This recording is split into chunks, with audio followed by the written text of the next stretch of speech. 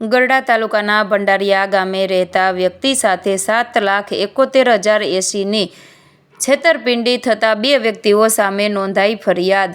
શનિવારને સાંજે 4 કલાકે નોંધાયેલ ફરિયાદ મુજબ બોટાદ જિલ્લાના ગઢડા તાલુકાના ભંડારીયા ગામે રહેતા વ્યક્તિ જેઓ ભાવનગર રોડ પર આવેલ શિવ કોટન ઇન્ડસ્ટ્રીઝમાં ભાગીદારી ચલાવી પોતાનો ધંધો કરે છે તેમજ નાણાકીય વહીવટ તેમજ માલની ખરીદી તેમજ વેચાણની જવાબદારી સંભાળે છે। તેઓએ તેમની પાસેથી રાજકોટના અક્ષર ઓવરસીઝ નામની પેઢીનું જણાવી 2 વ્યક્તિઓ દ્વારા તેમની પાસે ખોળની ખરીદી કરી હતી। ત્યારે તેમની પાસે તેમને વિશ્વાસમાં લઈ વારંવાર ખોળની ખરીદી કરતા વ્યક્તિ વિશ્વાસમાં આવી જતા તેમજ તેમના પૈસા પણ ચૂકવી દીધેલ હતા। જ્યારે છેલ્લે 7,71,080 પરત નહીં આપતા તેમજ વ્યક્તિએ ફોન કરતા તેમને ધાકધમકીઓ